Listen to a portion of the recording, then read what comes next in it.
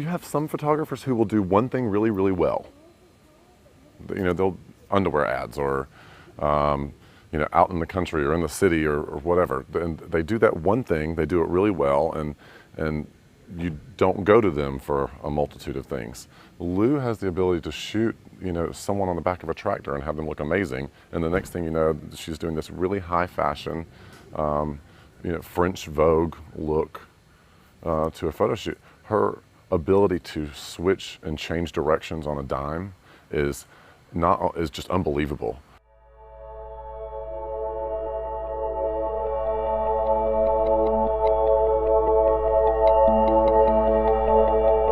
You know, I'm a tortured artist as myself, so I can't ever be satisfied with status quo and what has already been done. I have to do more.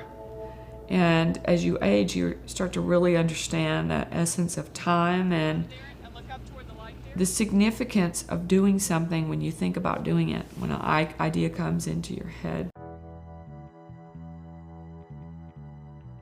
You know, I look at the concept of a still photograph differently than a movie or a video. And even though I love the idea of a video, I think that the creation of a stopped moment will remain as significant. Maybe not on the same level as video is moving into our world, but I still think the concept of a art form in a still moment is mesmerizing to people, as I know it's mesmerizing to me. I'm truly addicted to that concept of creating that art statement. When we were on some of these locations this week, there were several times when people would say, why did you pick this spot? We can get, you know, a clear access down, straight down, and I could be directly over and shoot some lay down shots where the model's laying right on the hood of the boat or in the seat of the boat, and shoot just from a different unexpected vantage point. We're going to do a couple lifestyle shots first, shooting at the boat, in the water, on another boat, and then we'll come back to this when we change the whole dynamic of the shoot, and we can have a little more edgier feel, shoot straight down on it. You know, how did you decide this location? We might be outside, we might be inside, and some of that would be so I could stop a motion or stop and make a recording of a moment at any time through the whole day, because I could work the location. So as I've aged, I also want to do less work to get the job done. So I will pick some place that I can get my money's worth and my physical worth at the same time. My side of photography, dealing with fashion, is a labor-intensive job, and it truly is. But it's creating an illusion and creating a perception that you need to produce for a client who's trying to sell a product, or a person who's trying to sell their mood, or someone who's trying to sell themselves. From now on, all the gear, everything goes in my car. So the outfits we picked, the bathing suits we picked, kind of have that whole 20s vibe, very vintage Chanel. I actually found them at vintage stores, which was great. And we decided to go with bright colors, one being red, more of the ruched feeling, and then the other one more of a two-piece high-waisted feeling. We're about to do a 1920s kind of flapper, kind of early Chanel look on the end of the document. I was in college, in the middle of college, and my father passed away. And it was a shock to me and my family. And I was in the middle of school, and I wasn't in a happy place after my father passed away. My mom walked out to me. I was sitting by our pool, and she gave me his camera bag, and she goes, wouldn't you like to have this? And I started taking pictures with it over the summer.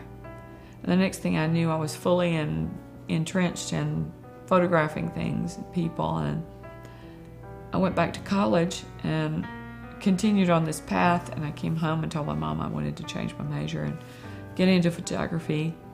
And I was fully expecting her to be unhappy because she'd spent so much money on my education, and she agreed. She said, it's going to add time. It's in a different department from what you're into. If you really want to do this, let's do it now. Let's get going with it. And I was like, okay.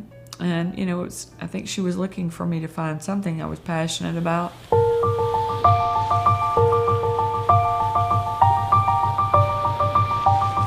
When I decided to shoot for Playboy, my mother didn't want to speak to me for a while.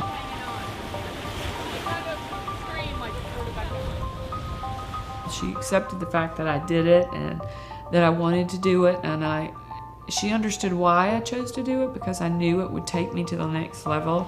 And that wasn't an illusion, but it was a significant thing. It was like a big building block to bring attention to me. It's like 1970s high fashion. You just, on the first shot, she nailed it. 1, 2, 3, give it to me. Are you really sure you want to do this? I had a lot of questions, presented like that. And I was really torn about it in the beginning, because to be honest with you, it didn't pay me a lot for what the subject was. I took that assignment in my mind and that decision, and I lived that out. I never allowed any of it to be distasteful, or if I said, I don't want to do that in that way, let's try it in this way. I always seemed to have that. I kept my look and my edge and my feel.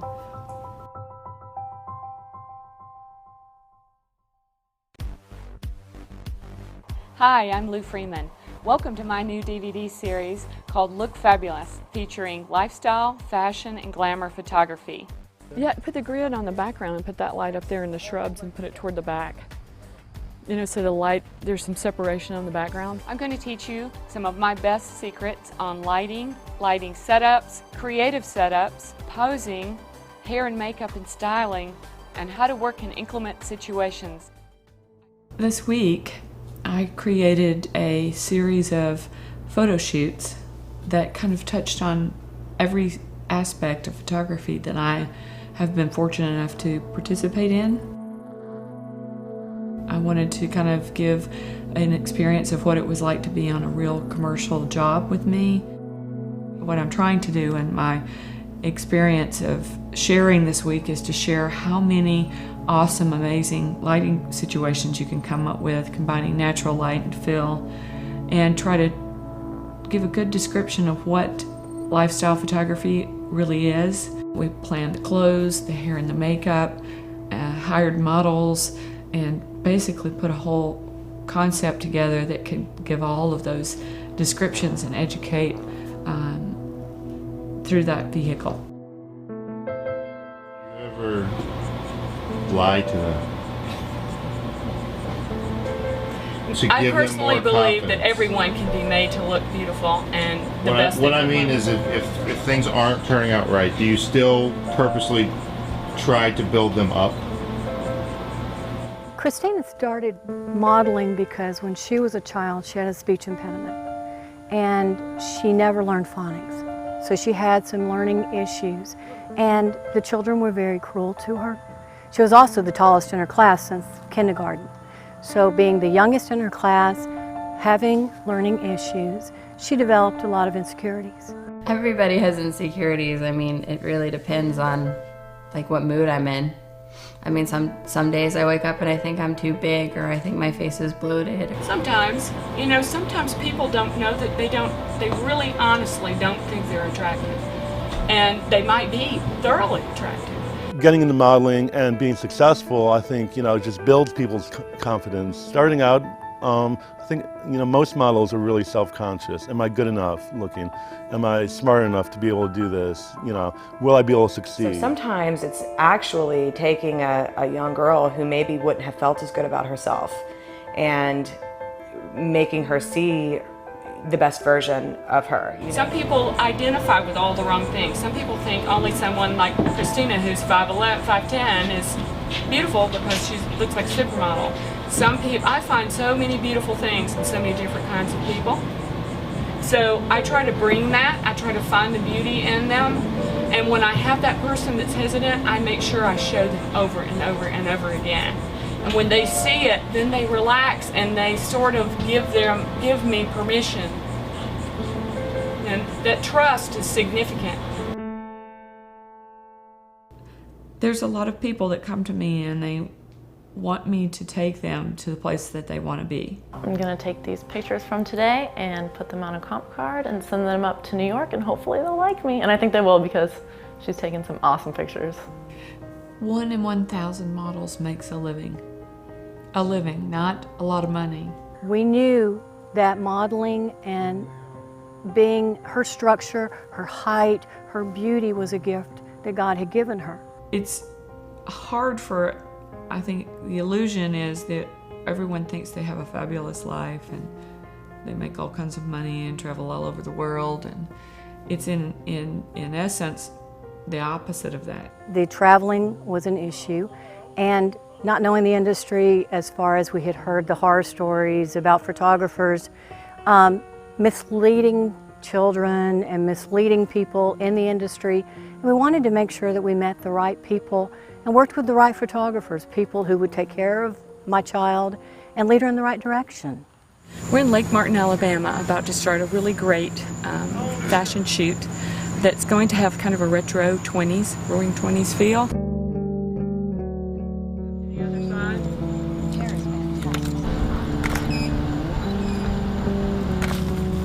Wow. I think the media definitely puts a lot of pressure to be a certain weight or to have a certain look. Does it have a positive effect or and a negative effect on children who are looking up to models who are so thin and so unhealthy? Yeah, the pressure is not very good because even me, they tell me that I'm not skinny enough, that I have to keep getting skinnier, and that's not right. I've seen some models that, you know, were not healthy, and also I'm not comfortable answering that. That's a double-edged sword. I think that the magazines kind of can portray things in the wrong way sometimes, and making you feel like you have to look a certain way for your man, or you have to be beautiful, and you know, that's not necessarily what I'm trying, you know, what we try to convey to the younger girls that we work with. I think the media, you know, really pumps that into, you know, our blood to the extent that, you know, who wants to be mediocre? Who wants to be so-so? Everyone wants to be amazing. Even my agent, she's like, you need to lose weight. You have to lose like an inch around your hips and 2 inches around your thighs. And I work out all the time and I eat very healthy. Right now, lean back like this. Kick your hips to the side. So it's kind of encouraging bad eating habits. It can get a little crazy there because, you know, they expect models to be very young. The age range of the models that I work with are anywhere from, you know, really, usually the average age is around 14 to 17. I mean, that's like where you get them in their prime, I guess you could say. I'm 17 years old. I am 19 years old. I am in my 20s. I'm 19. In my 20s. My late 20s, we'll put it that way.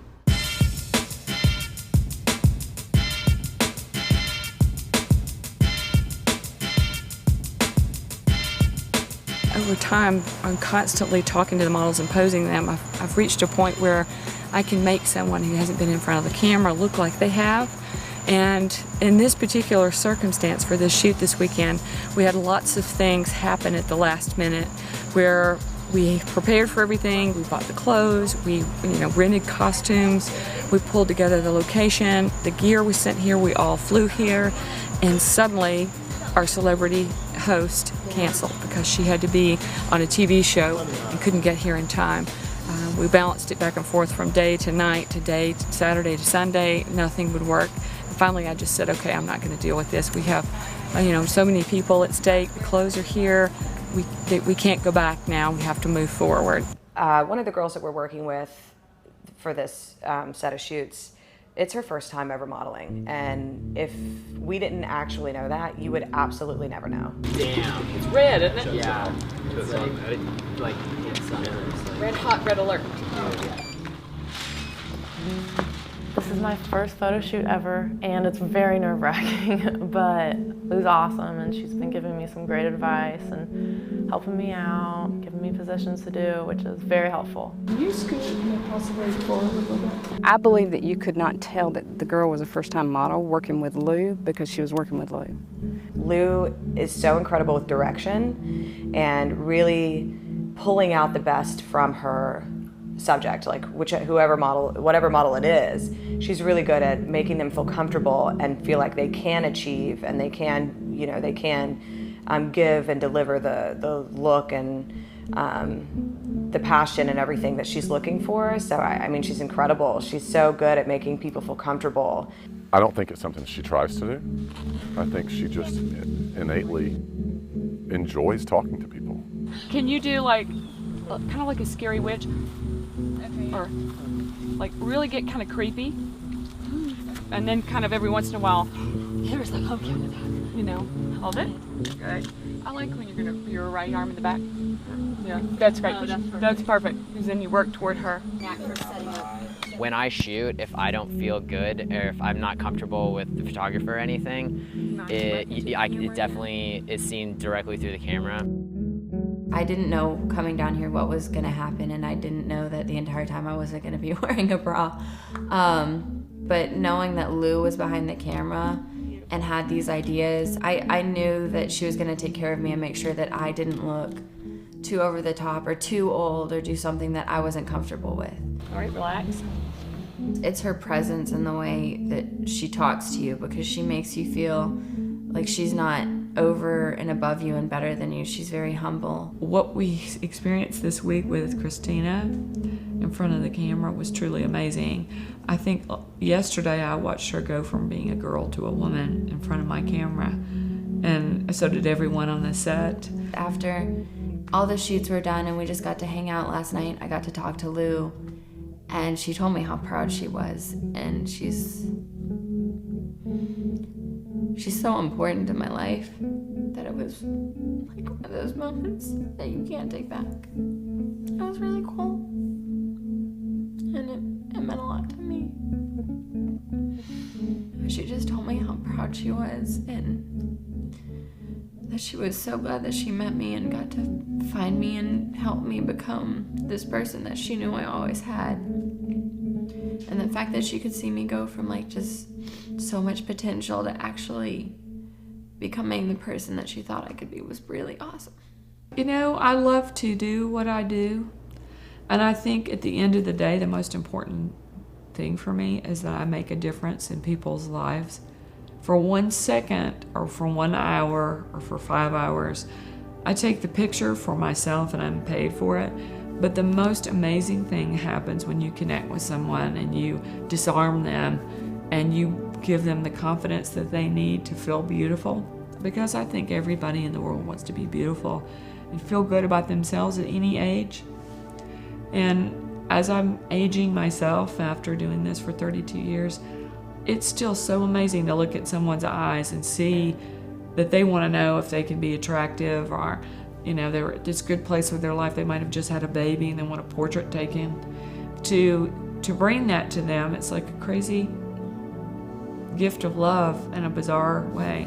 And the way I handle myself with the subject and trying to get out of them something that they can go with so they feel handsome or beautiful or hot and sexy or whatever the goal is of the photo is really rewarding to me, to nail it and bring it home.